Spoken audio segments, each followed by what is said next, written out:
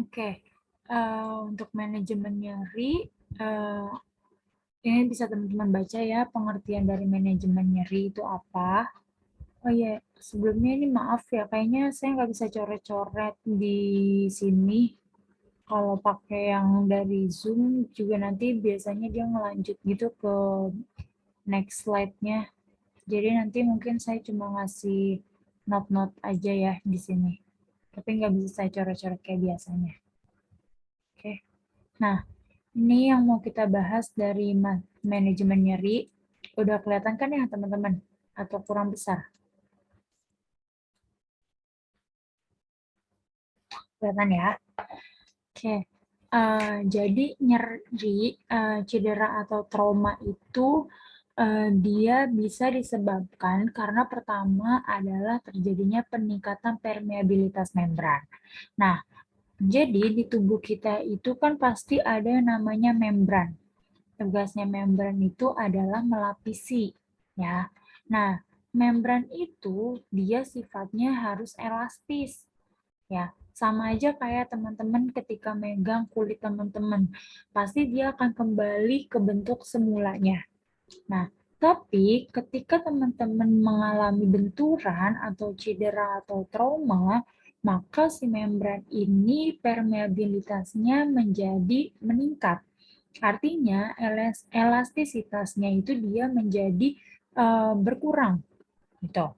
Tadi karena yang seharusnya dia kembali ke bentuk awalnya, tapi dia menjadi lebih kaku setelah mengalami benturan ataupun cedera gitu. Nah, ketika terjadi peningkatan permeabilitas membran, maka terjadi yang namanya pelepasan asam arakidonat.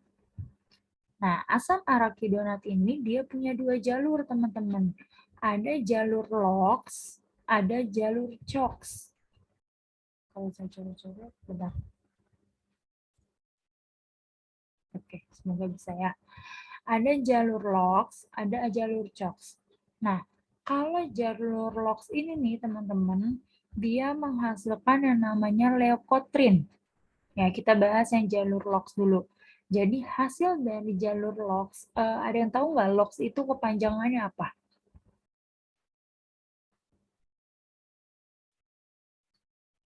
LOX panjangan dari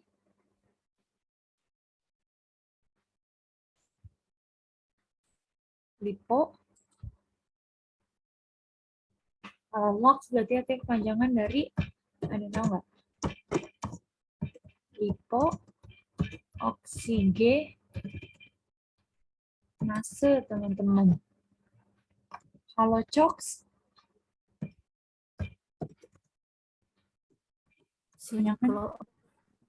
oke, benar ya. Kalau oksigenase, ya. Nah, oke. Nih, kemudian nih teman-teman, si jalur LOX ini nih dia akan menghasilkan yang namanya leukotriene.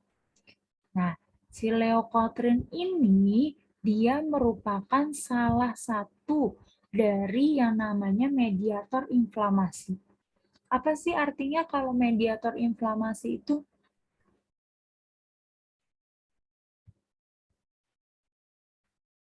Apa tuh teman-teman? Dari arti katanya mediator inflamasi.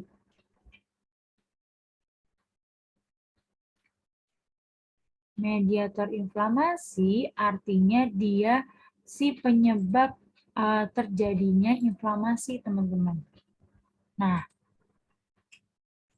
kalau teman-teman ingat, kemarin kita sempat bahas tuh di babnya hipertensi. Ada salah satu golongan obat yang ketemu sama mediator inflamasi. Ada yang ingat?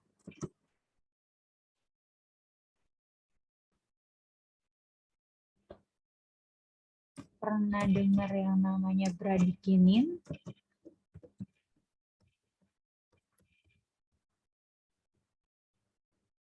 Kemudian ada yang pernah dengar bradikinin?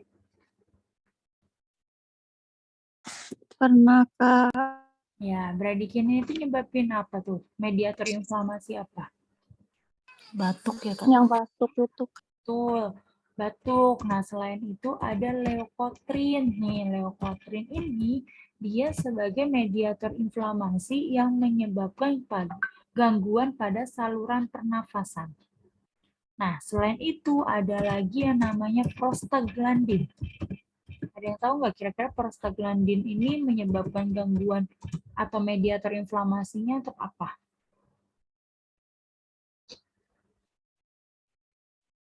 Untuk nyeri, teman-teman. Nanti kita bahas nih di jalur yang CHOX ya. Nah, mediator-mediator inflamasi ini nih sebenarnya masih banyak ya, tapi kita bahasnya dikit aja. Mediator inflamasi ini nih si bradikinin, leukotrin, prostaglandin, dia merupakan apa ya? Sebagai media gitu, media untuk timbulnya rasa nyeri, rasa sakit atau inflamasi, ya, peradangan. Nah, di sini leukotrin sebagai salah satunya. Dia menyebabkan yang namanya peradangan pada saluran pernafasan. Makanya ketika kadar leukotrinnya tinggi, maka dia bisa menyebabkan yang namanya asma, PPOK, dan pneumonia, yaitu penyakit-penyakit yang terganggu pada saluran pernafasan. Nah, sekarang kita bahas yang jalur CHOX. Kalau yang jalur LOX nanti kita bakal perdalam lagi nih masalah penyakit-penyakitnya di bab yang tadi saluran pernafasan. Nah, untuk jalur CHOX itu ada dua, teman-teman. Ada yang CHOX 1, ada yang CHOX 2. Nah, apa sih bedanya? Kalau CHOX 1, dia menghasilkan yang namanya PGE1 dan juga tromboksan. Tapi kalau CHOX2, dia cuma menghasilkan yang namanya PGE2. Nah, PGE ini kepanjangan dari apa sih? Ada yang tahu nggak? Kira-kira tadi dari yang udah disebutin tuh, PGE itu panjangan dari apa? Prostaglandin, teman-teman, PGE ini. Ya, kalau CHOX1 hasilnya prostaglandin 1 atau PGE1, CHOX2 dia menghasilkan PGE2 atau prostaglandin 2. Nah, si prostaglandin 1 ini nih, dia punya peran nih. Ya, si PGE1 dia punya tugas. Ada yang tahu nggak tugasnya apa?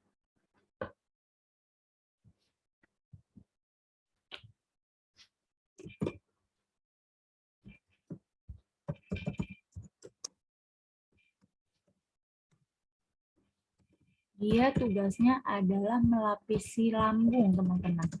Sedangkan kalau tromboksan, ada yang tahu tugasnya?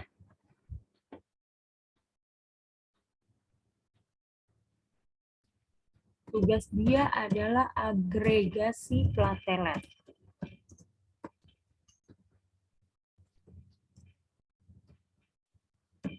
Nih, teman-teman ingetin ya, nanti kita akan ngomongin obatnya kaitannya sama tugas dari si PGE1 dan juga tromboksan. Oke, PGE1 melapisi lambung, tromboksan agregasi platelet. Oke, ntar kita bakal bahas. Nah, sedangkan kalau PGE2 ini dialah sebagai mediator inflamasi, teman-teman. Jadi dia yang menyebabkan timbulnya rasa nyeri. Nah, timbulnya rasa nyeri akan disalurkan melalui yang namanya neuroreseptor.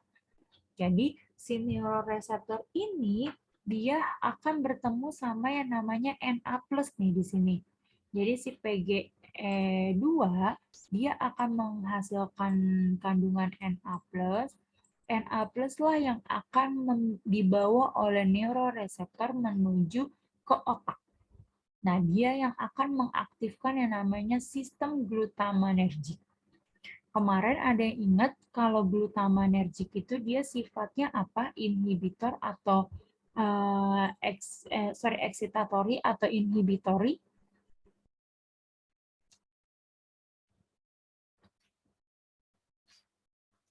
Ada yang ingat ya kemarin sistem saraf? Baru minggu kemarin kita berapa?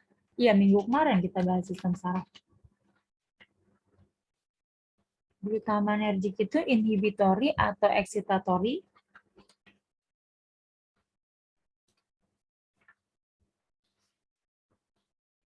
Excitatory ya, Kak. Excitatory. Oke, benar ya. Kalau excitatory kerjanya gimana tuh?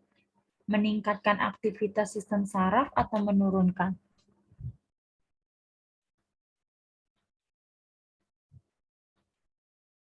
Meningkatkan atau menurunkan? Meningkatkan ya. Iya, betul ya. Jadi dia meningkatkan nih, meningkatkan si sistem saraf. Nah, sistem saraf ketika meningkat, maka dia akan menimbulkan atau memerintahkan tubuh kita, oh nih ada yang namanya nyeri. Gampangnya ketika teman-teman nginjak paku, apakah tubuh teman-teman akan tetap menginjak paku atau mengangkat kakinya? Pasti diangkat ya, refleks. Nah, gerak refleks itulah yang dibawa pesannya oleh si glutamanergic.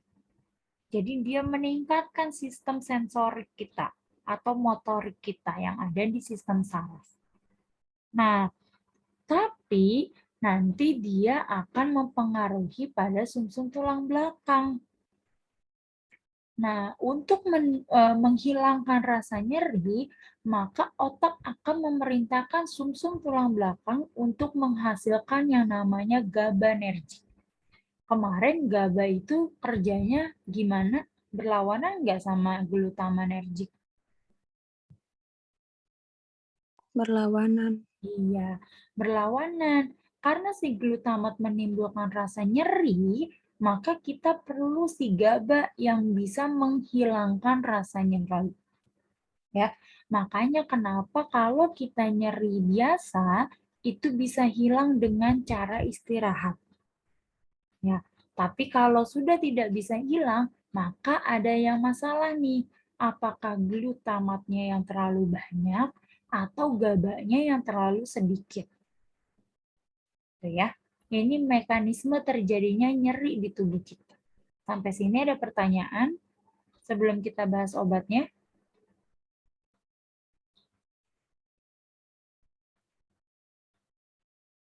Jelas ya? Oke, kalau jelas kita langsung bahas obatnya. Nah, untuk obatnya,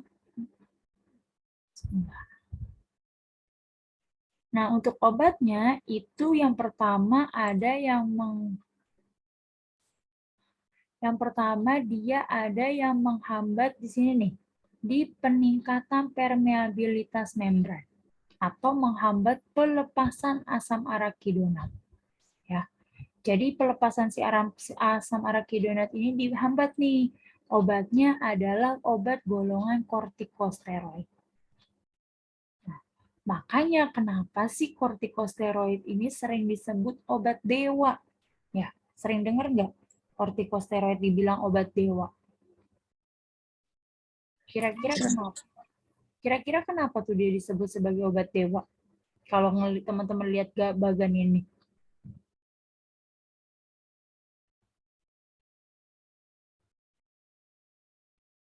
Karena dia bisa menghambat 2 jalur sekaligus, teman-teman.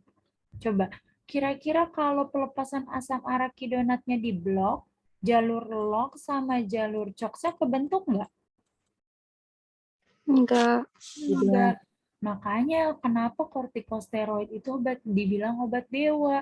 Karena dia bisa menghilangkan rasa nyeri dan juga dia bisa membantu menangani pasien asma atau pasien-pasien dengan gangguan pernafasan. Tapi walaupun dia dibilang obat dewa, dia punya efek samping yang lumayan berbahaya. Kira-kira apa tuh efek sampingnya? Dan tahu nggak efek sampingnya kortikosteroid apa? Moonfest. Oke, selain Moonfest. Osteoporosis nggak sih? Iya, betul. Kalau dia sedianya inhaler,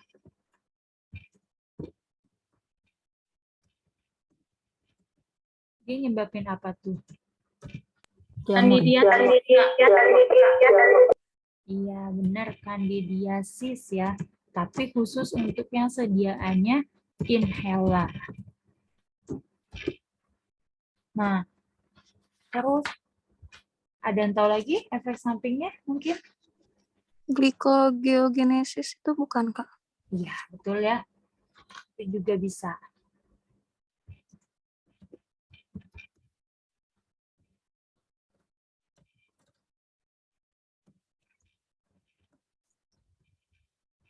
Nah, karena efek samping inilah si kortikosteroid pemakaiannya perlu diawasi teman-teman.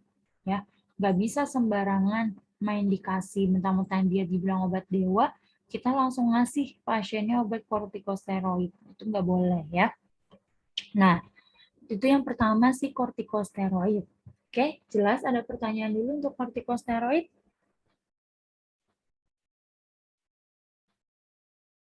Nah, selain itu, kortikosteroid juga selain menghambat dua jalur ini, dia juga bisa bersifat sebagai imunosupresan.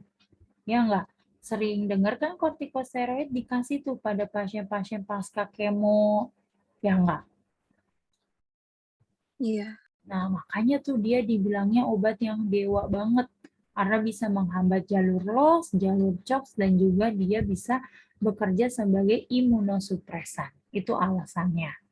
Nah, itu yang pertama kita bahas kortikosteroid. Kemudian, yang kedua, kita bahas terkait dengan jalur yang ini ya, CHOX. Kalau jalur yang LOX nanti kita bahas obatnya di saluran pernafasan. Nah, untuk jalur yang CHOX, ini nih teman-teman, ada dua golongan obat yang kerjanya di sini. Yang pertama itu adalah NSAID, NSAID dibagi menjadi dua nih. Ada yang selektif dan ada juga yang non-selektif. Ya. Sekarang kira-kira kalau non-selektif dia kerjanya di mana sih?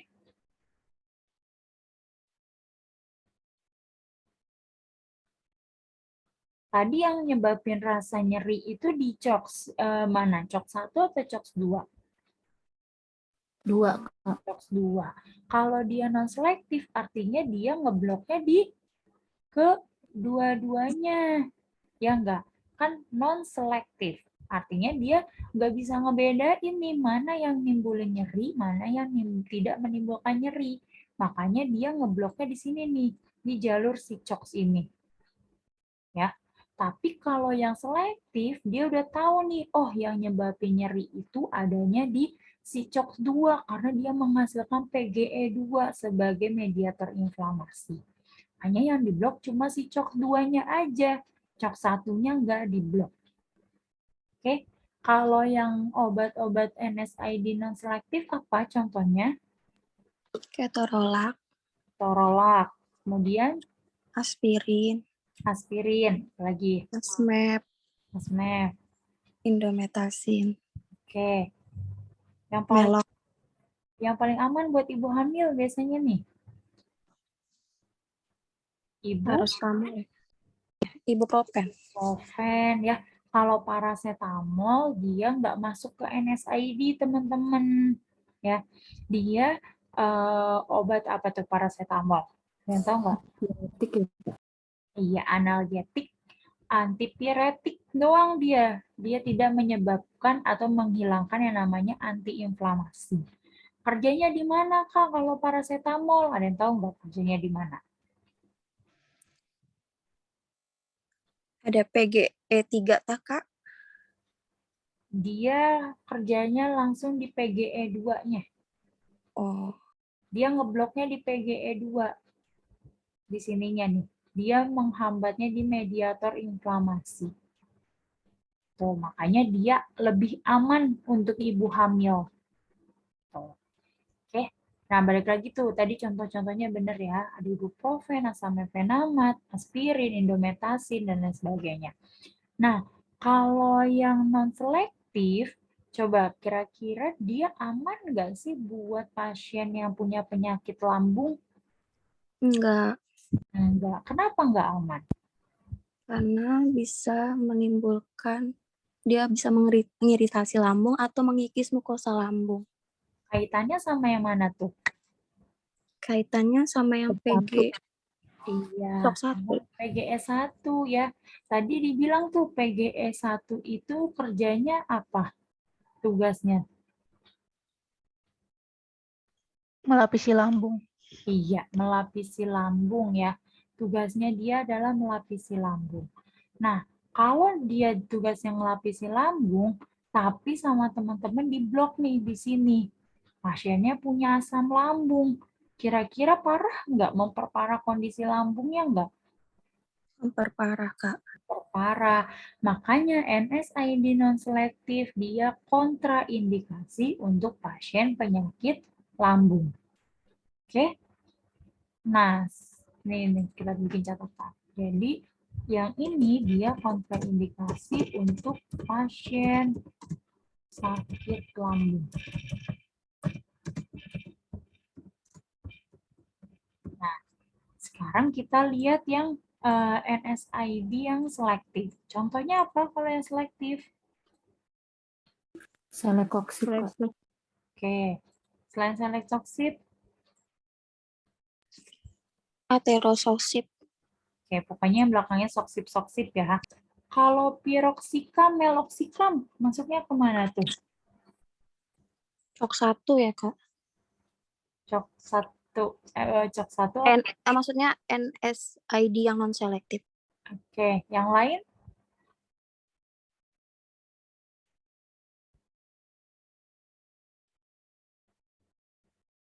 Yang lain sama atau beda?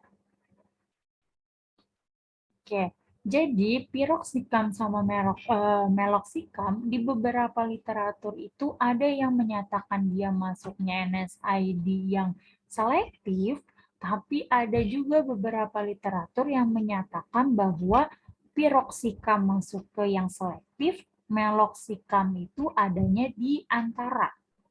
Jadi nggak masuk yang selektif, nggak masuk yang non-selektif. Jadi dia kerjanya di antara keduanya. Tuh. Sama kayak kalau teman-teman baca golongan alpha blocker di obat apa namanya kok hipertensi, itu juga ada beberapa literatur yang bilang tuh ada golongan yang memblok di alpha 1, ada yang kerjanya di alpha 2, ada yang di antaranya. Tapi biasanya sih kita nggak ngomong di antaranya, kita ngomongnya langsung di alpha 1 atau alpha 2. Sama kayak ini, NSAID, piroksikam, meloksikam, kalau saya meyakininya dia masuknya ke yang selektif. Karena ada beberapa literaturnya lebih banyak mengacunya kepada dia masuk ke golongan yang selektif ketimbang dia di antara keduanya. Tuh ya. Nah, sekarang kira-kira dia kontraindikasinya untuk kasus apa nih? Kalau tadi yang non-selektif dia pada pasien yang sakit lambung, kalau yang selektif kira-kira untuk kasus pasien apa?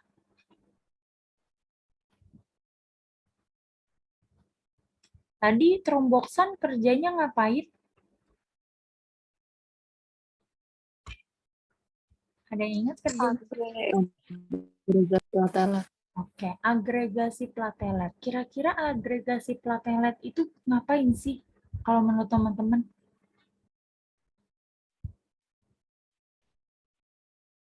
Agregat kira-kira. Agregat itu apa tuh? Enggak, platelet itu apa sih platelet? Pembekuan darah bukan, Kak? Oke, platelet itu keping darah. Ya, agregat itu membentuk massa. Ya, jadi agregasi platelet itu artinya dia membentuk gumpalan yang terdiri dari keping darah. Nah, kira-kira pasien apa tuh yang nggak boleh terjadi yang namanya agregasi platelet? Stroke ya, Kak? Pasien yang punya kelainan penyakit jantung, teman-teman. Ya, jadi kalau pasien-pasien jantung tapi ada yang namanya gumpalan pada darah, kemarin kita sempat bahas tuh, yang namanya plak arteriosklerosis, pasiennya nanti kena angina, kemudian kena infak miokard, gagal jantung. Ya, ingat nggak? bagan-bagan itu tuh yang saya jelasin.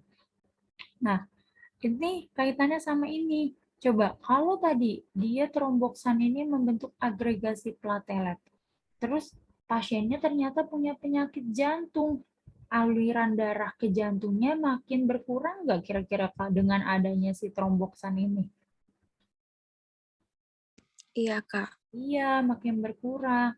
Makanya kalau pasiennya punya penyakit jantung, dia nggak boleh dikasih NSAID yang selektif. Oke? Kenapa Kak kok nggak boleh? Karena yang selektif ini dia mencetus tertimbulnya si tromboksan.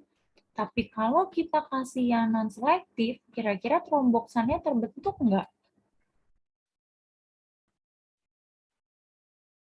Terbentuk, Kak. Kalau kita kasih non-selektif nih, tromboksannya kebentuk nggak? Enggak. Enggak, ya. Jadi yang non-selektif dia aman untuk pasien, dia nggak aman untuk pasien lambung, tapi dia aman untuk pasien penyakit jantung. Nah, yang selektif kebalikannya, dia justru aman untuk pasien lambung, tapi tidak aman untuk pasien jantung. Ya, ini sering banget nih keluar dibolak-balik kontraindikasi dari si obat NSAID ini. Nah, kalau teman-teman paham konsepnya PGE1 sama tromboksan, mau dibolak-balik kayak gimana pun pasti paham. Oke, ada pertanyaan dulu sampai sini untuk NSAID? Jelas ya? Oke, kalau jelas kita lanjut nih.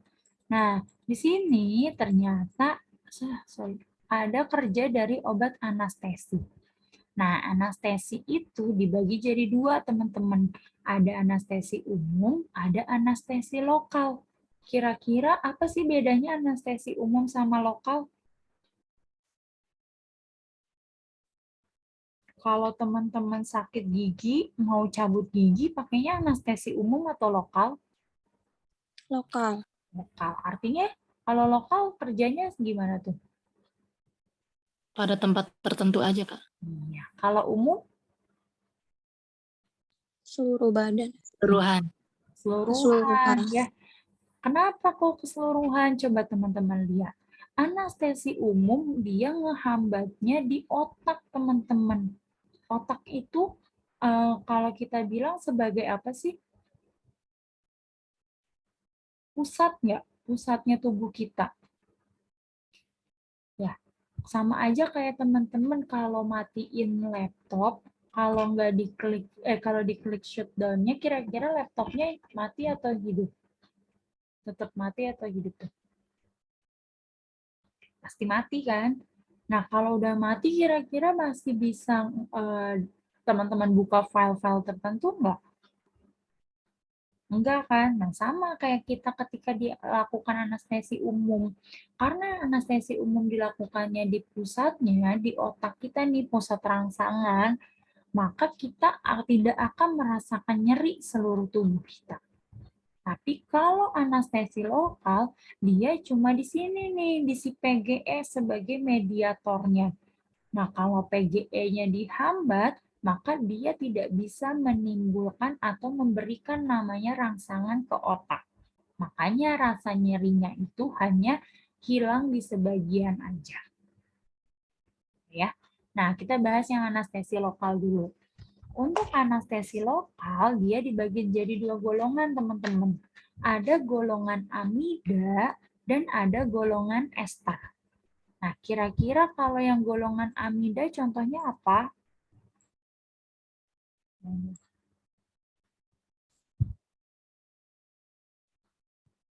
Ada yang tahu contohnya golongan amida?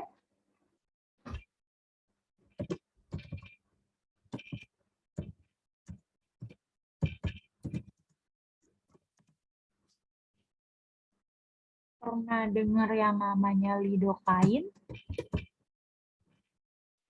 Ya, Kak. Oke. Lidocain, kemudian bibucain, ya. Itu dia golongannya amida. Tapi kalau golongan ester, kira-kira apa nih?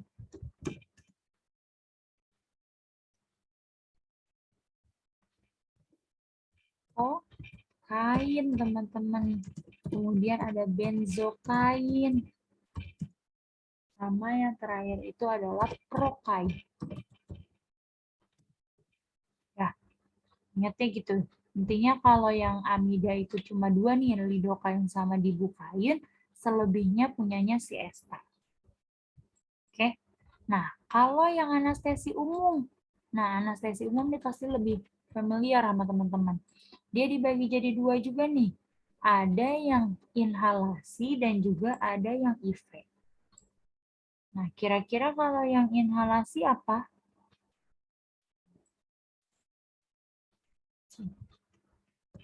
Inhalasi contohnya apa, teman-teman? Mungkin waktu penelitian pernah ada yang pakai anestesi inhalasi. Halotan, isofluran, teman-teman. Pernah dengar gak namanya? Nah, kalau yang intravena nih, yang pasti sering dengar nama-namanya. Pernah dengar nama ketamin? Iya, pernah, Kak. Iya. Tapi kalau kita praktikum atau penelitian, ketamin justru dipakainya untuk oral atau untuk inhalasi atau IV. Jika teman-teman S1 itu dulu penelitian. Banyaknya ketamin dipakainya buat IV atau inhalasi.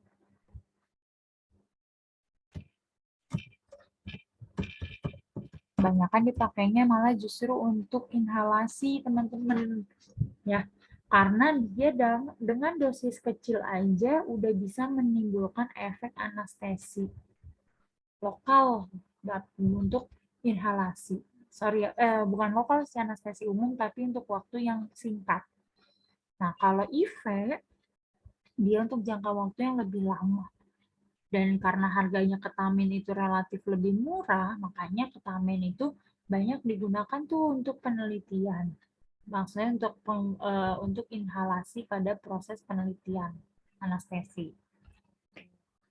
Oke, ini di UK-nya saya sih nggak keluar ya untuk anestesi, tapi ya siapa tahu di UK-nya teman-teman atau di UK yang kemarin keluar, jadi teman-teman cukup bisa dibaca-baca.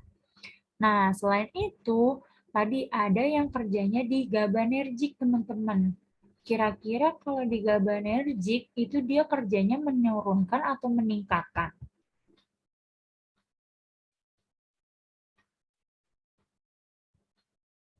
Coba, kalau dari nama golongannya, agonis GABA.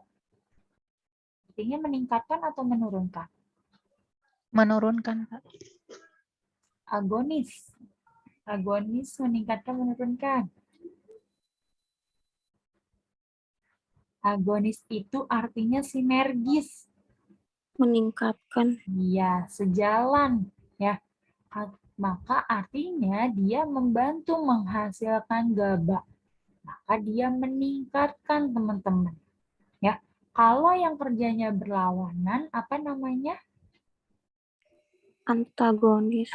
Oke, antagonis ya. Jangan ketukar antara agonis sama antagonis. Contoh obatnya apa nih yang kerjanya di agonis GABA? Kemarin kita bahas nih.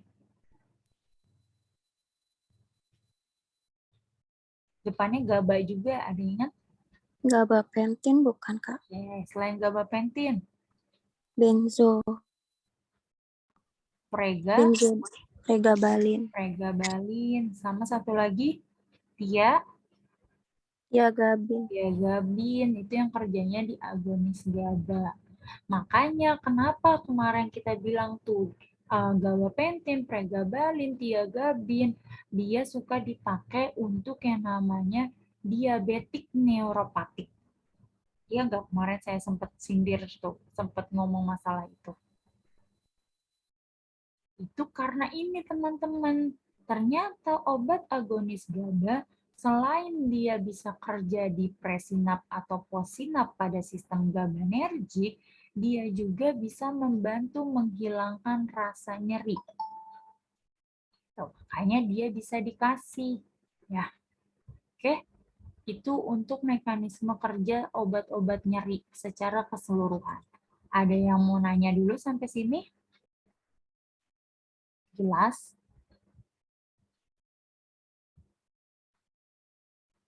Oke, kalau nggak ada pertanyaan, sekarang kita masuk ke golongan atau gimana sih penentuan obat nyerinya. Nah, di nyeri itu ada yang namanya derajat nyeri, teman-teman. Ya, derajat nyeri itu dilihat nih klasifikasinya adalah kelas ringan, sedang, dan juga berat. Nah, yang ringan itu 1 sampai dengan 3 nilai skornya. Sedangkan yang sedang itu 4 sampai dengan 6 dan yang berat itu adalah 7 sampai dengan 10. Ya, jadi teman-teman harus hafal nih skor ini. Karena bisa jadi rata-rata soal itu tidak menyebutkan kelasnya. Maksudnya dia nyeri apa? Nyeri ringan, sedang, atau berat. Tapi nyebutinnya adalah skor ini. Kalau teman-teman udah ingat, oh 1 sampai 3 itu skornya ringan. Ringan itu dikasihnya obatnya ini. Jadi teman-teman nggak perlu tahu dia kelas ringan, tapi udah bisa nentuin obatnya apa. Begitu. Ya. Nah, untuk kelas ringan, kita bisa kasihnya dia adalah obat yang golongannya adalah obat bebas sampai dengan obat bebas terbatas. Kira-kira dari obat tadi di atas, yang obat bebas sama obat bebas terbatas itu obat apa aja?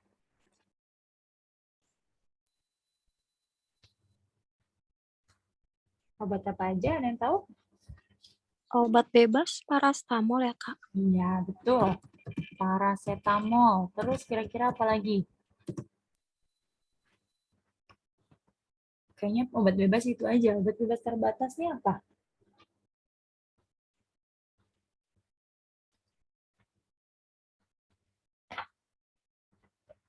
Kira-kira apa tuh obat bebas terbatasnya? Neuralgen bukan ya?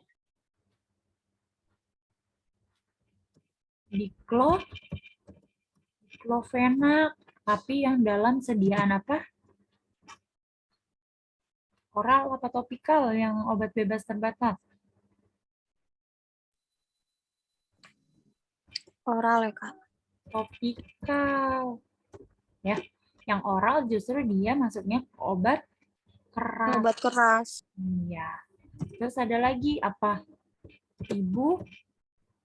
Ibuprofen, teman-teman. Ibuprofen dosis berapa yang obat bebas terbatas?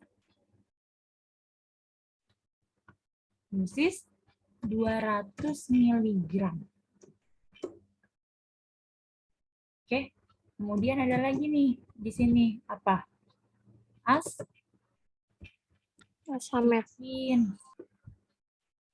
Ya, aspirin dan lain-lain. Ntar teman-teman bisa cari lagi. Oke. Ini masuknya ke sini nih kategori ini. Nah, kalau yang kategori obat keras, kira-kira apa dulu yang paling aman?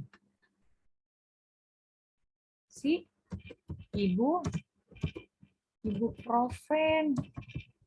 Ibuprofen dulu. Tadi yang dosisnya berapa kira-kira, teman-teman? 400. Ya, betul ya, 400. Terus habis ibuprofen apa tuh? Tadi yang di obat yang di golongan pertama nih, yang di ringan. Belum masuk ke sini. Diclofenac, sediaannya apa? Oral, ya. Nah, terus habis ini ada apa lagi nih? Yang obat keras. Tramadol itu, Kak? Tramadol itu nanti masuknya ke opioid. Ya, ini masuknya apa? Asame, fenamat nih di sini kerjanya. Kemudian ada lagi apa? Obat yang coksip. Ya. Kemudian ada juga masuk ke piroxicam. Kemudian meloxicam. Masuk ke sini. Oke.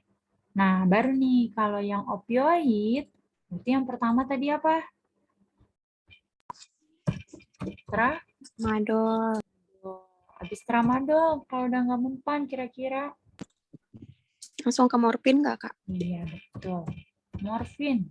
Kalau morfin udah nggak bisa juga, gantinya sama apa? Fentanyl, Kak. Oke, fentanyl. Habis fentanyl dulu atau petidin dulu? Petidin. Ya, petidin dulu ya. Petidin baru fentanyl. Terakhir apa? Kalau metadon boleh nggak sih, Kak? Iya, terakhir baru metadon. Nah, kalau ini khusus sebenarnya bukan cuma yang opioid ya, semuanya itu harus berurutan. Ya, sebenarnya ini jangan dulu, ini kok nyambung ke sini. Sebenarnya ini coksip itu belakangan ya. Ini saya udah bikin kurang lebih sesuai dengan urutannya. Oke, segitu.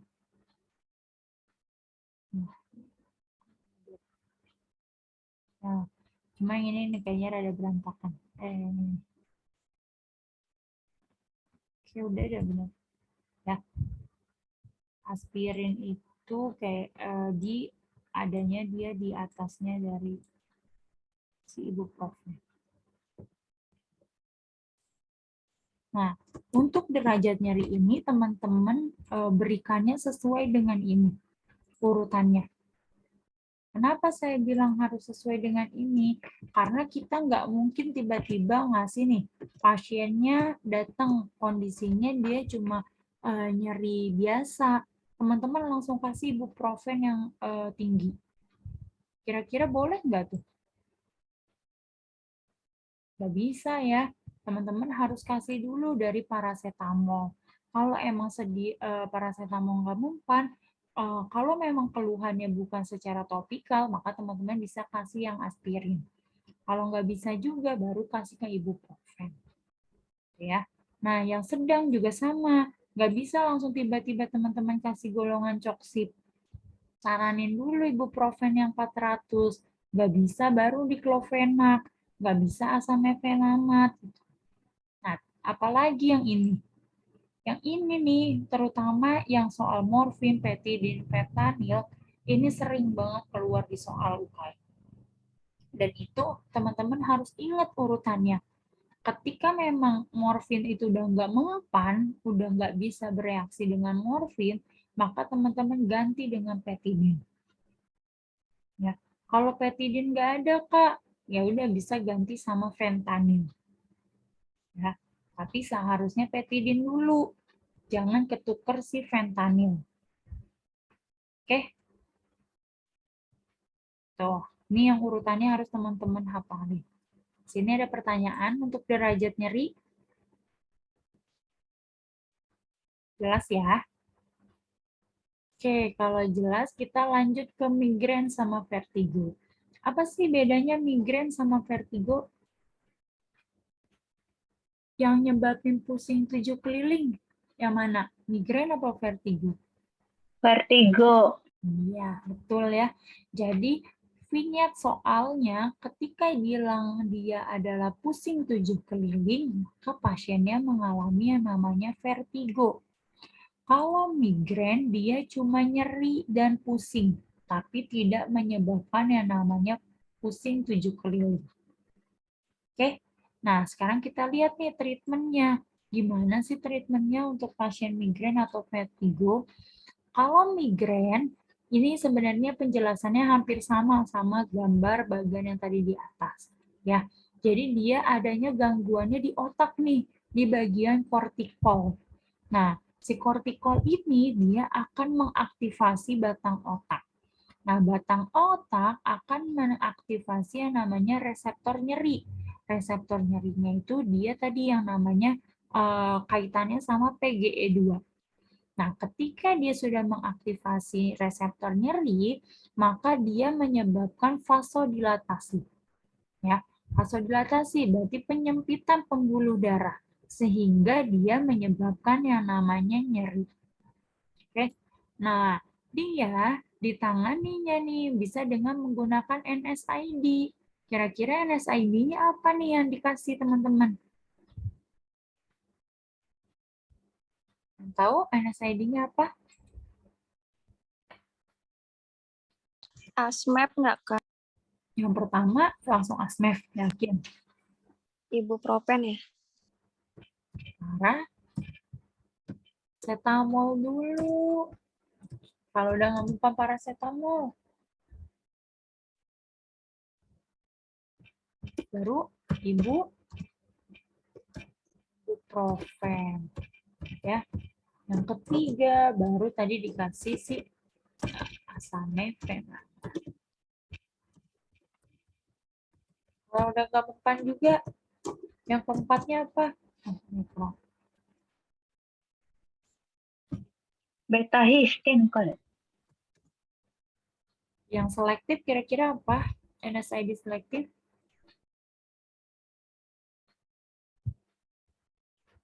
Cok? Sip. Ya. Ini urutan NSID yang dikasih untuk pasien migrain. Nah, kalau udah nggak bisa pakai NSID, baru kita ganti sama golongan 5HT. Nah, obat golongan 5HT dan ergot ternyata kerjanya sama. Dia sama-sama menyebabkan menyebabkan pelebaran pembuluh darah. Ya. Jadi dia di sini nih kerjanya. Ini salah ya, sorry, bukan vasodilatasi, tapi dia vasokonstriksi nih di sini. Nah, penyempitan. Nah, makanya obat-obat ini menyebabkan vasodilatasi, pelebaran pembuluh darah. Nah, obatnya ada 5HT, dia golongan triptan. Contoh obatnya apa? Golongan triptan, teman-teman. Sumatriptan. Oke, selain sumatriptan,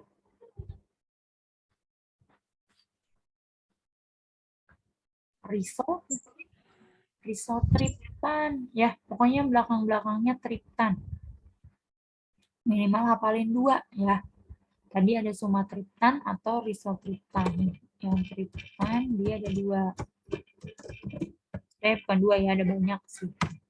Sumatriptan sama risotriptan. Nah, kalau yang ergot, contoh obatnya apa? Ergotamin. Ergotamin golongan obat apa, teman-teman?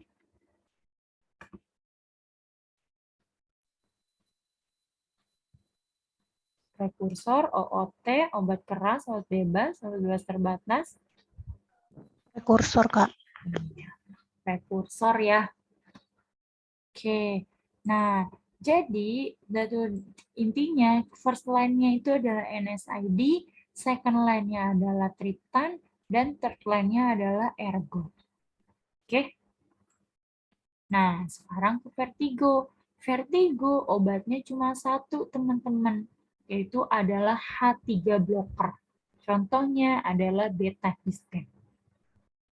Nah, sekarang saya mau nanya, ini ada H3 blocker. Nah, kira-kira H1 sama H2-nya adanya di mana ya? Ada yang tahu?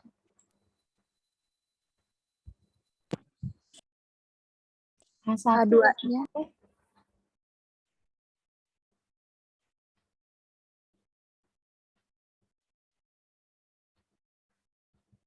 Kira-kira H1 blocker obat apa? H2 blocker obat apa?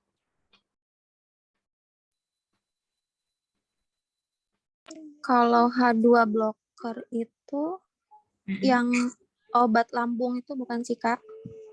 Contohnya Yang apa? kayak ranitidin gitu. Ya, betul. Kalau H1,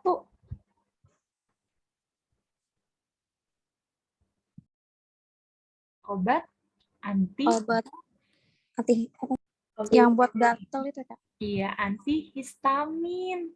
Ya, anti alergi atau antihistamin. Contohnya apa kalau yang H1 generasi 1?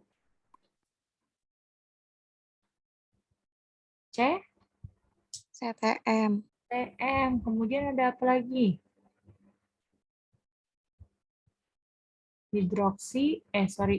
hidroksizin, prometazin, ya. Kalau yang generasi kedua, Cetirizin ya, izin. Selain itu, loratadin, oke, selain loratadin, dex, loratadin, ya. Ada fexofenadin. Oke, tuh jangan sampai lupa teman-teman. Oke, ada pertanyaan dulu untuk migrain sama vertigo? Jelas ya, migrain sama vertigo? Oke, kalau jelas kita lanjut ke tulang dan sendi. Nah, untuk tulang dan sendi, ini kita bahas nih, ada OA, RA, osteoporosis, dan juga asam urat. Nah, kalau OA, panjangannya apa sih OA itu? osteoartritis, Oke, kalau RA, rheumatoid arthritis, nah, kira-kira yang ke tulang yang mana, yang sendi yang mana? Kira-kira OA itu apa nih? Tulang apa sendi?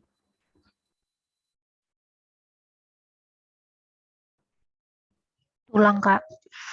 Oke, ini tulang nih katanya. Kalau RA,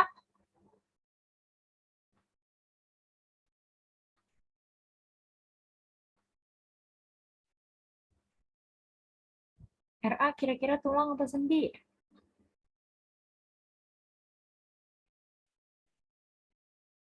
Kita yang gampang dulu nih, osteoporosis. Mana dia? Tulang apa sendi?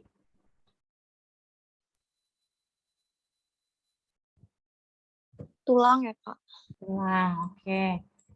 Asam urat,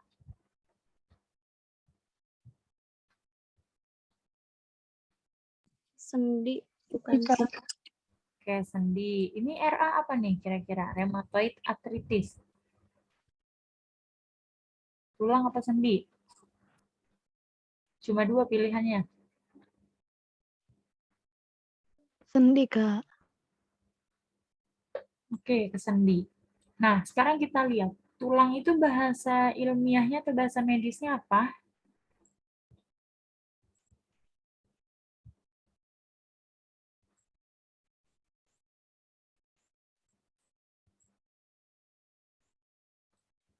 Tulang itu bahasa ilmiahnya adalah osteo, teman-teman. Kalau sendi,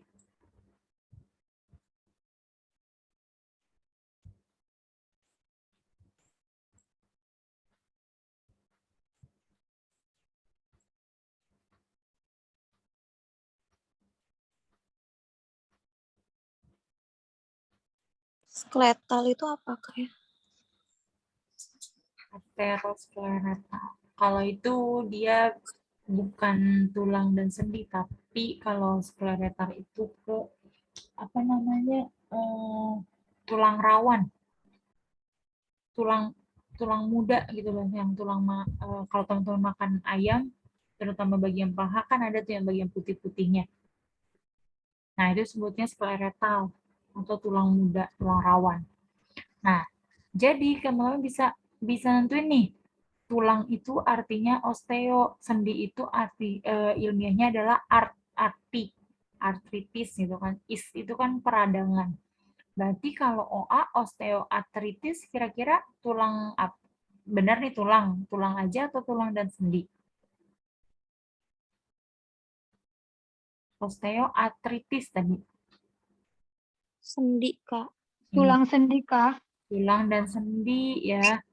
RA, rheumatoid arthritis, benar nggak sendi aja?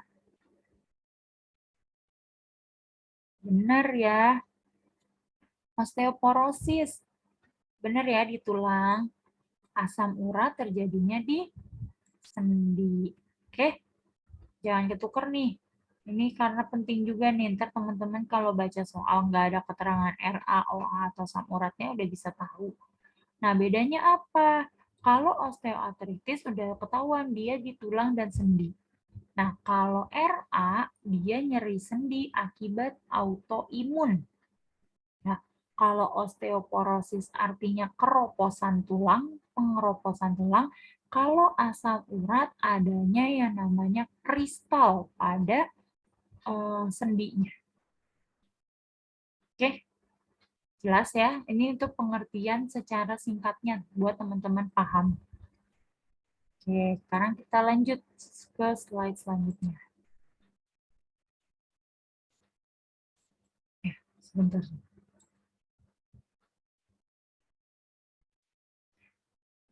Bentar ya, ini not responding.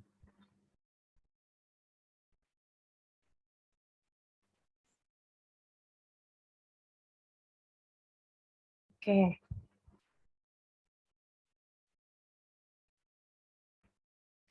Oke, kita bahas si OA dulu, osteoartritis. Nah, osteoartritis itu dibagi menjadi dua, teman-teman, algoritmanya.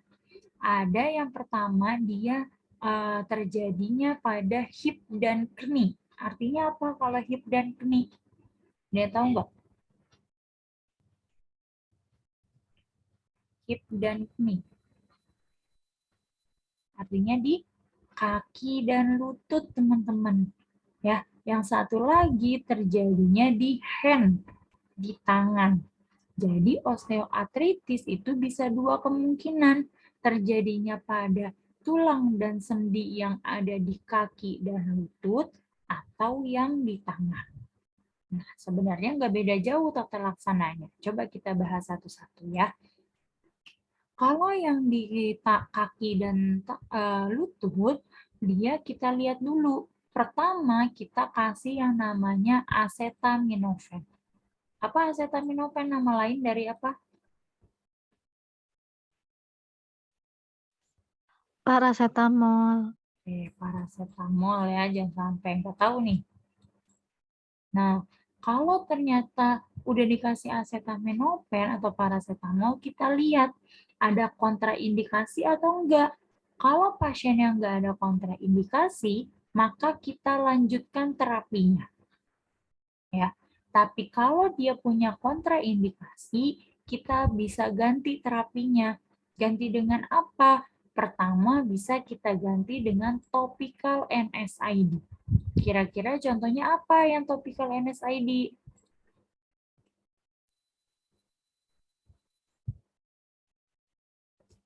Yang tadi Kak, natrium diklopenak. Ya, Lovenox ya, bisa natrium, bisa kalium. Oke. Nah, terus ini gede banget tuh tulisannya. Oke.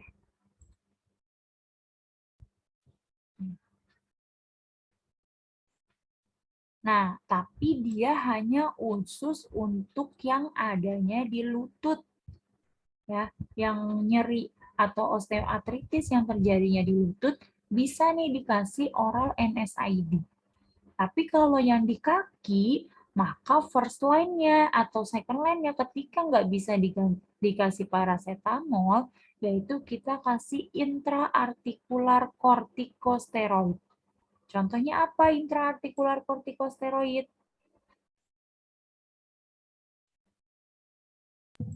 Yang tahu? Triamcinolon bukan, Kak? Iya, betul ya. Triamcinolon. Nah, kalau nggak mempan, maka kita bisa kasih si tramadol. Nih, si tramadol ini buat menghilangkan rasa nyerinya. Ya. Nah, kalau memang nggak bisa juga, bisa kita kasih oral NSAID. Oral NSAID-nya apa? Pastinya kita kasihnya dia yang selektif, teman-teman. Karena nggak mungkin kita kasih yang PCT lagi nih, udah nggak mempan. Apalagi kita kasih yang non-selektif. Sebelumnya udah pernah dikasih tramadol, dan tramadol aja udah nggak mempan. Makanya kita kasih yang selektif. Tapi kita cek dulu nih, apakah pasiennya usia lanjut dengan resiko kardiovaskular atau gangguan saluran pencernaan. Kalau memang pasiennya dia punya resiko pada kardiovaskular, kira-kira aman nggak kalau kita kasih dia yang selektif? Enggak. Enggak ya. Maka kita kasih dia yang non-selektif. Walaupun tadi udah saya bilang, sebenarnya percuma kalau kita kasih yang non-selektif. Karena udah kita kasih tramadol aja, dia masih nggak mempan. Ya, tapi kan kita lihat juga, kalau memang pasiennya punya riwayat penyakit jantung, nggak mungkin kita kasih dia yang selektif. Oke, itu untuk yang kontraindikasi. Nah, nanti kita lihat setelah itu gimana. Kalau memang dia di treatment ternyata membaik nih setelah penggunaan ini ataupun dikasih asam mefenamat dia membaik, maka lanjutkan terapinya. Tapi ketika dia tidak membaik, maka bisa kita berikan opioid analgetik. Opioid analgetiknya kira-kira kita mulai dari tramadol lagi atau enggak?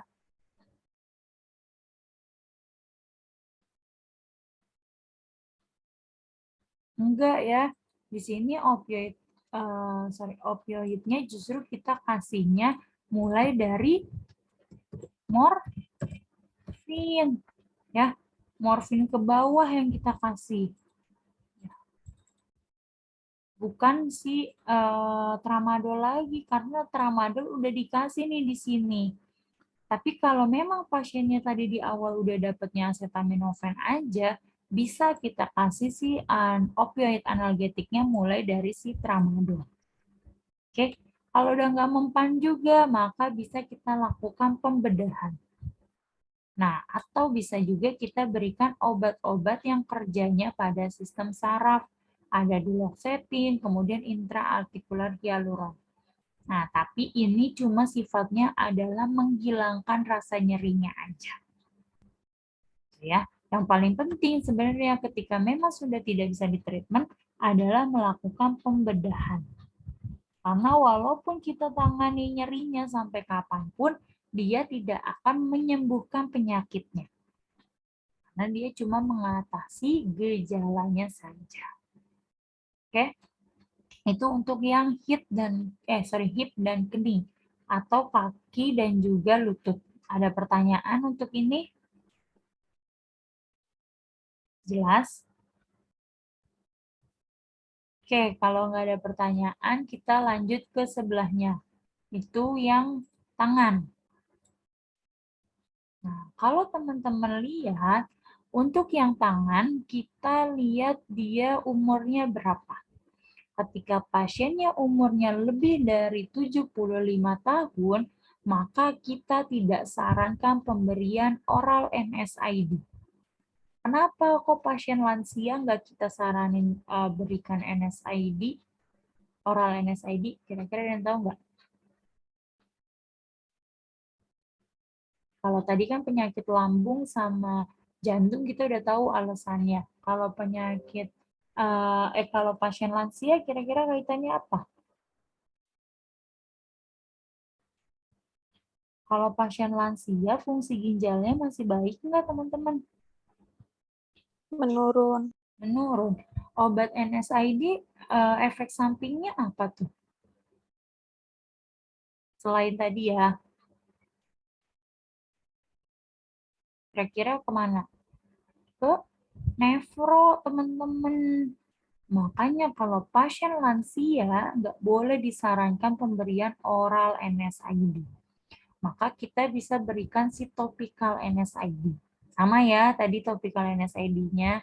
Nah, bisa juga kita berikan si topical capsaicin. Ada yang tahu topical capsaicin itu apa?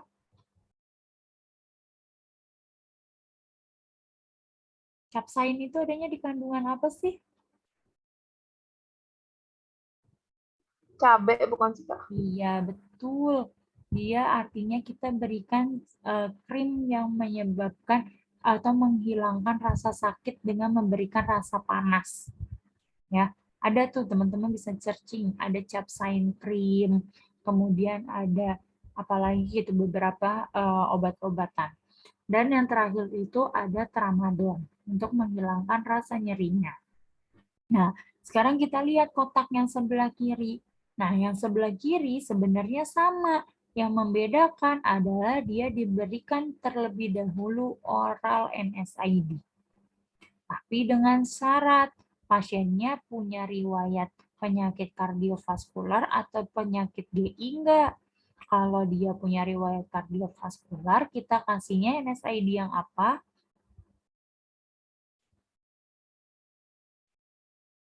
Kalau dia punya penyakit kardiovaskular, kita kasihnya yang selektif apa yang non? Non. Oke, kalau dia punya penyakit GI, kita kasihnya Yang selektif. Oke, ya. Nah, terus kita lihat apakah treatmentnya berhasil atau enggak. Kalau memang tidak berhasil, nih, kalau enggak berhasil, dia bilang, maka kombinasi 2 obat yang ada di atas. Ya, sama yang ini juga, kalau dia enggak berhasil, kombinasi 2 obat yang ada di atas. Nah, tapi kalau berhasil, maka lanjutkan terapi yang sudah ada di atas. Maksudnya awalnya misalnya dia kasihnya oral NSAID, berhasil, ya udah lanjutin pakai oral NSAID. Tapi kalau di sininya dia nggak berhasil setelah menggunakan sampai tramadol, kita bisa kasih 2 terapi. Misal oral NSAID sama capsaicin, atau oral NSAID sama tramadol, atau seterusnya. Ya. Nah, selain itu, untuk pasien OA, bisa kita berikan suplemen tulang, yaitu ada glukosamin, kondroitin, kalsium, dan juga vitamin D. Nah, ini dia merupakan suplemen tulang. Ya, jadi dia bukan treatment utama, dia cuma bisa menstimulasi atau membantu tubuh kita untuk memperbaiki tulang. Ya, ini untuk yang OA. Ada pertanyaan untuk OA? Jelas ya untuk OA. Jadi kalau OA first line-nya kita kasih apa, teman-teman? PCT, Kak. Betul ya. Kalau PCT nggak ada, dari semuanya nih rangkumannya teman-teman kasih apa? NS, NSAID. NSAID ya. Oke, kita lanjut ke RA. RA, rheumatoid arthritis, ini dibagi menjadi 2, teman-teman. Ada yang maksudnya kategorinya dia nyeri RA-nya itu rendah sampai dengan sedang dan juga yang tinggi. Kalau yang rendah sampai dengan sedang, kita berikan dia DMARD non-biologi. Tapi kalau yang tinggi, kita kasihnya yang kombinasi DMARD. Artinya, DMARD biologi dan juga yang DMARD non-biologi. Nah, kalau yang agen non-biologi, kira-kira contohnya apa?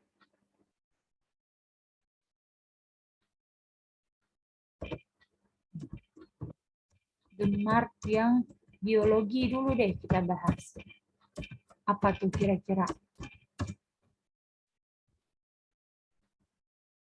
Kalau yang biologi, dia dibagi menjadi 3, teman-teman. Ada yang kerjanya di interleukin 6. Ada yang tahu yang di interleukin 6?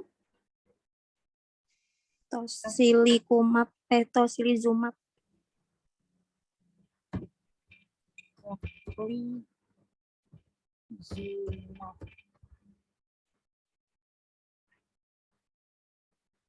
Kemudian ada lagi, dia ada rituximab. Ya. Nah, yang kedua, yang kedua, dia ada yang kerjanya di anti TNF alpha. Ada yang tahu yang di TNF alpha? Contohnya apa? Infliximab bukan, Kak? Iya, infliximab. Selain infliximab, ada Adalimumab. ada limumab, ada limumab. Terus, dan tahu lagi? Atanercept. Ya. Dan yang ketiga itu adalah modulator CO stimulasi. Jadi dia modulator CO stimulan. Artinya dia menstimulasi karbon dioksida atau oksigen ya yang ada di tubuh kita. Contohnya apa? Ada yang tahu nggak? Aba, resep. Ya. Nah, ini di UKI-nya saya tuh keluarnya justru bukan bukan nyebutin agen biologinya, tapi dia nyebutinnya agen biologi yang kerjanya di interleukin apa, di TNF, di modulator. Jadi saran saya teman-teman juga harus belajar dan harus tahu mana nih yang masuk ke TNF alfa, mana yang masuk ke modulator CO stimulan, mana yang masuk ke interleukin 6. Ya, biar nanti ketika ada pertanyaan kayak gitu teman-teman tetap bisa jawab. Oke? Nah, kalau yang agen biologi kira-kira contohnya apa? Non biologi.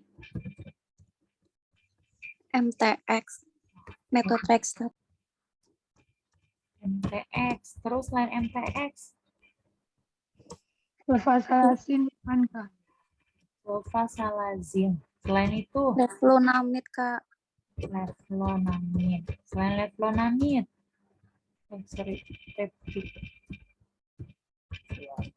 selain leflunomid,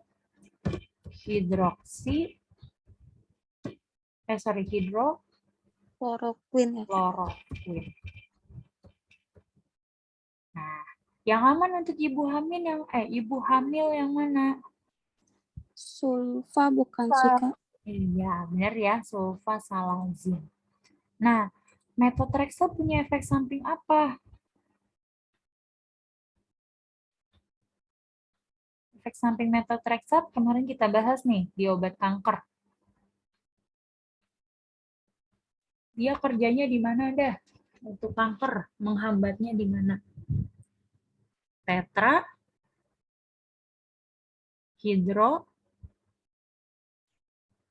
Tetrahidrofolat reduktase. Nah, kira-kira dia menghambat di tetrahidrofolat, artinya dia menyebabkan apa? Efek sampingnya. Kalau kurnia, apa Kak Kurnia? Maaf. Anemia ya, Kak? Oke, anemia apa kalau kekurangan asam folat? Makros, bukan sih Kak? Iya, makro.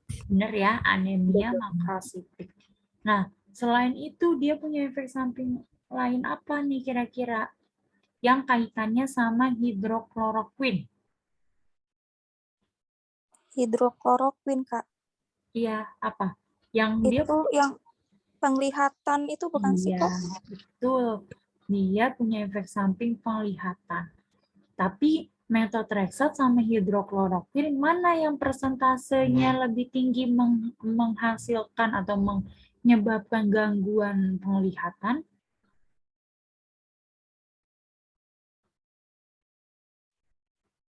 Yang tahu methotrexate atau hidrokloroquine?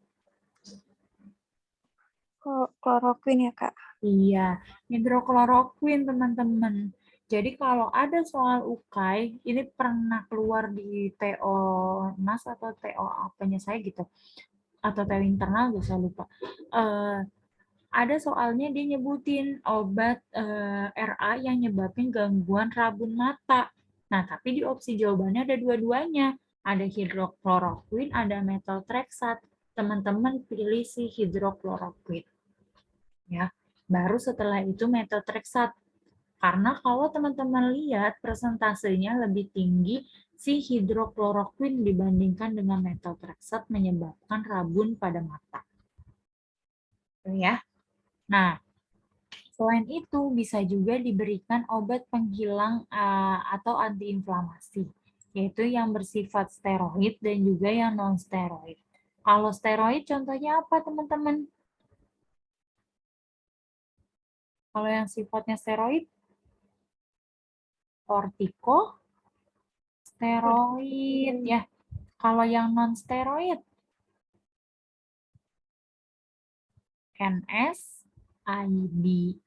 Ya, kalau di literatur luar negeri, nggak ada yang nyebutin NSAID atau kortikosteroid. Dia nyebutinnya adalah obat steroid dan obat non-steroid. Coba teman-teman buka literatur luar negeri.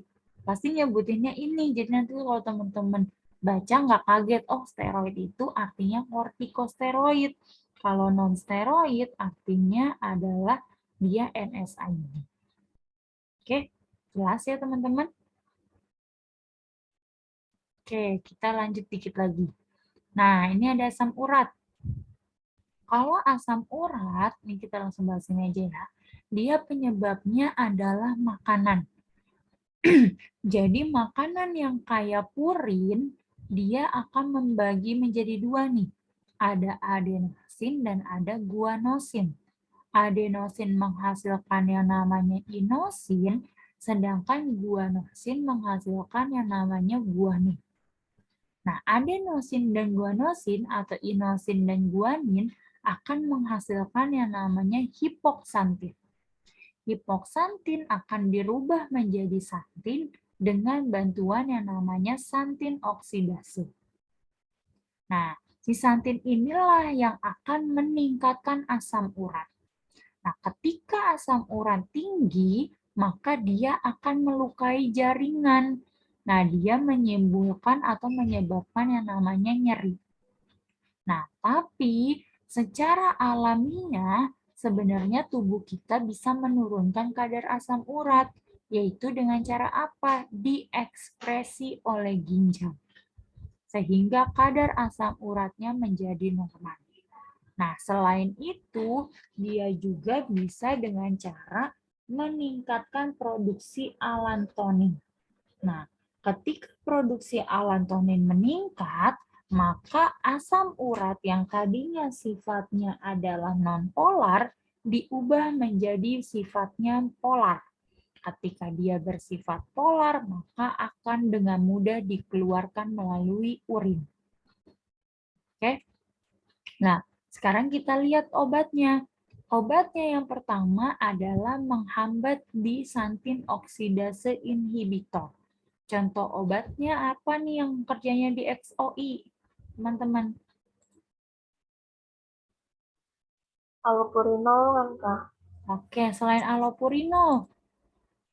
Ini keluar juga nih di UKAI atas saya. Nggak ada jawaban allopurinol. Dia mintanya obatnya golongan XOI. Foksat ya, Kak. Iya, benar ya.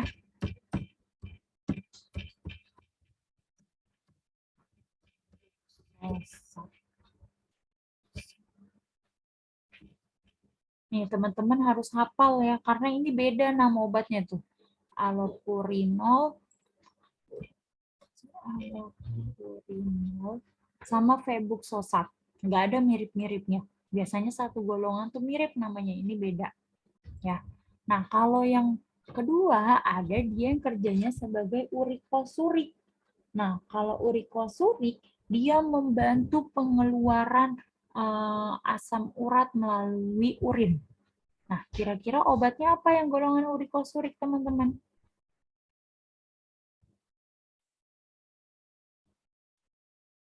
Probenesit bukan sih, Kak? Oke, selain probenesit,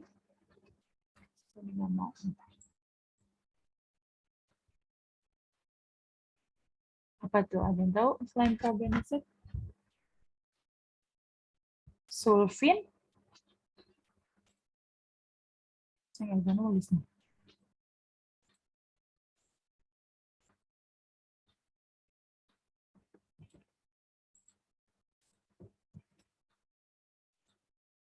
Nggak bisa nulis. Sulfin pirazon ya, teman-teman.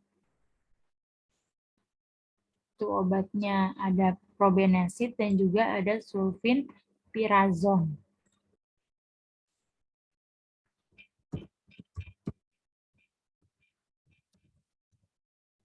Kira-kira dia kontraindikasi nggak obat ini? Ada yang tahu nggak kira-kira kontraindikasinya untuk pasien apa?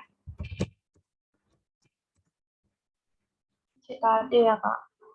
Apa? Maaf, Kamira. CKD bukan? Iya, benar ya. CKD. Kira-kira kenapa tuh, Kak? Kok kontraindikasi untuk pasien CKD?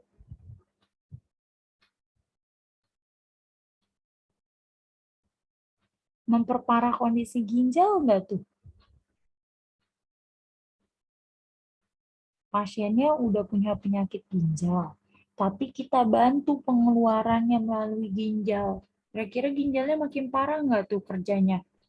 Makin berat, Kak. Makin berat ya. Makanya dia kontraindikasi untuk pasien CKD. Ya. Terakhir ada si peglotikase. Nah, ini salah ya, bukan disilang. Tapi peglotikase ini membantu allantonin untuk merubah asam urat menjadi bentuknya menjadi lebih polar sehingga lebih cepat dikeluarkan. Peglotikase juga dia kontraindikasi untuk pasien yang punya penyakit ginjal. Oke. Nah, untuk ibu hamil yang aman mana, teman-teman?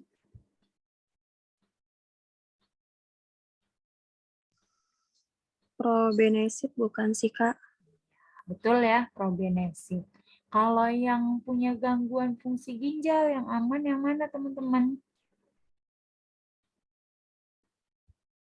Pasiennya punya gangguan ginjal, kira-kira kita kasihnya obatnya apa? Asam uratnya? Allopurinol. Iya, allopurinol. Oke, first line-nya apa? Tanya nih, first line-nya apa? What is the first line asam urat?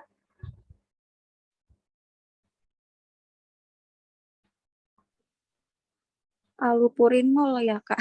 Iya, betul ya. Allopurinol first line-nya.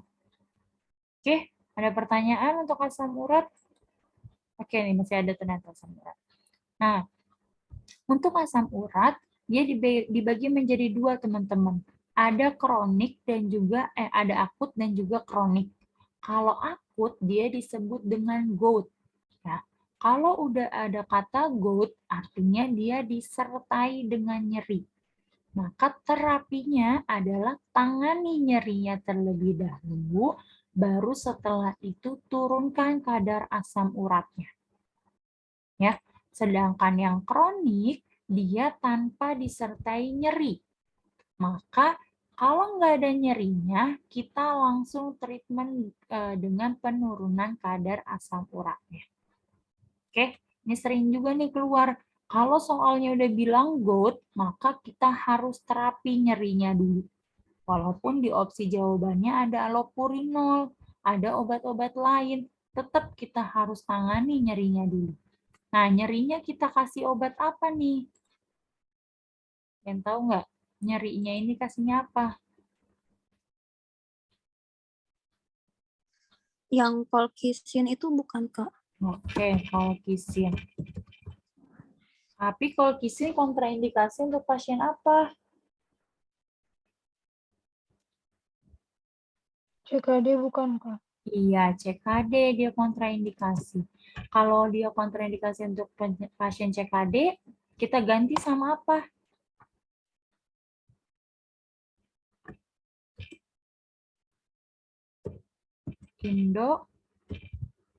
Indometasin. Kalau indometasin nggak mempan, gantinya sama apa? Piroxicam. Ya, ini dihafalin. Ini nyerinya khusus untuk asam urat dikasihnya yang ini. Ya, colchicine, indometasin, sama piroxicam. Oke. Nah, yang osteoporosisnya mana? Oh nih, ternyata kelewat. Osteoporosisnya adanya di atas asam urat. Nah, untuk osteoporosis, kita lihat dari nilai T-score, teman-teman. Ya, kalau nilai T-score itu nih, kalau 0 sampai dengan 1, artinya dia nilainya normal. Tapi kalau dia 0 sampai dengan -1, artinya dia osteopenia. Kalau -1 sampai dengan -2,5, dia osteoporosis ringan sampai dengan sedang. Tapi kalau lebih dari 2,5, minus 2,5, artinya dia udah masuk kelas osteoporosis yang sedang sampai dengan berat. Oke, jadi teman-teman lihat dari sini. Kalau osteopenia, kita berikan apa kira-kira? Kalau pasiennya baru osteopenia, kita kasih apa? Suplemen tulang, teman-teman. Tadi apa aja tuh suplemen tulangnya? Ada yang ingat? Glukosamin, kondroitin. Oke ya, glukosamin. Kemudian ada kondroitin, apalagi Kak? Vitamin D, kalsium, vitamin D, Kak. Ya, vitamin D dan juga kalsium. Oke, nah kalau udah masuk kelas osteoporosis, kita kasihnya nih bifosfonat first line-nya.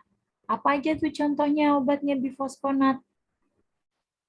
Alendronat bukan Kak? Iya, alendronat, kemudian Ibandron. risendronat, dan donat-donat yang lainnya. Aturan pakainya, cara minumnya gimana? Sering juga ditanya.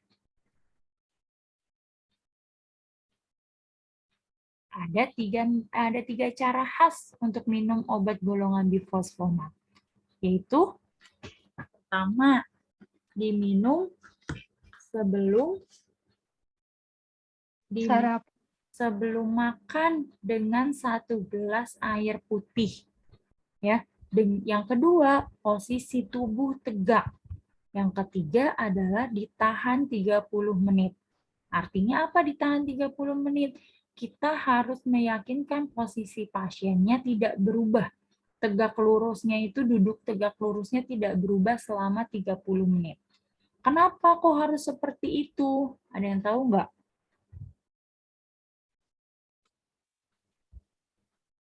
Yang itu ya Kak, esofagitis bukan sih Kak?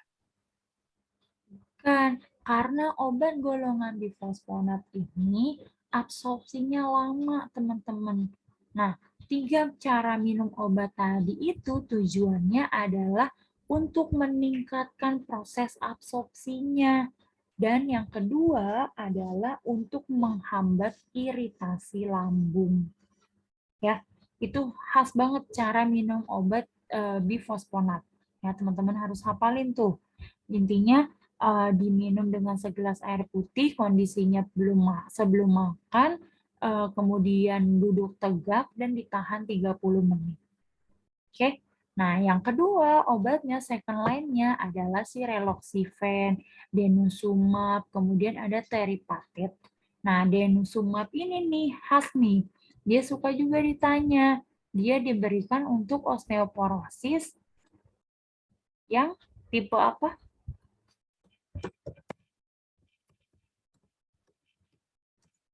Pasca menopause. Ini seperti tanya.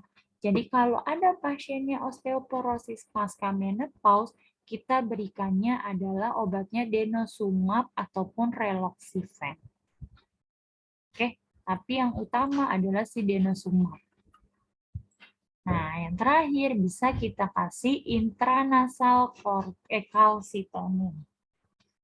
Ya. Nah, obat-obat apa aja sih yang nyebabin osteoporosis, teman-teman? Tadi tuh yang awal kita udah bahas, obat apa? Kortikosteroid. Steroid Kak. Selain itu,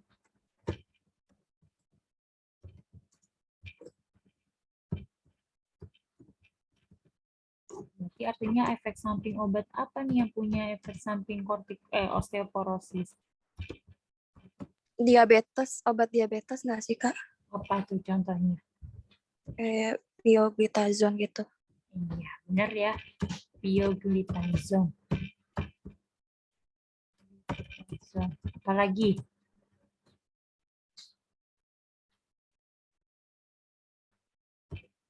Phenytoin.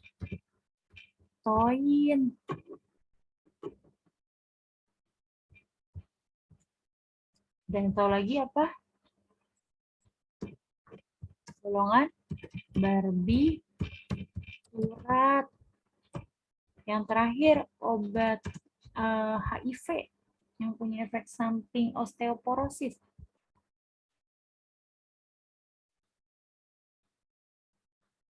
Apa tuh? Obat HIV. Tenofovir. Ya. Ini cara teman-teman hafalin obat-obat yang punya efek samping kayak gini. Jadi nanti teman-teman bisa hafal. Oke, selesai untuk penyakit tulang dan juga penyakit atau masalah nyeri. Ada pertanyaan sampai sini? Kita ketemu lagi hari Senin, bahas masalah saluran pernafasan, ada asma, PPOK, rinitis alergi, dan batuk flu, sama terakhir tentang interaksi. Puisisnya dibahasnya besok aja ya, karena kan pertemuan besok cuma dikit. Kita bahas sekalian besok. Gimana? Ada pertanyaan dulu? Kak, mau tanya, Kak. Iya, boleh. Nggak jadi deh, Kak. Oke. Udah, Kak, nggak jadi. Makasih, Kak.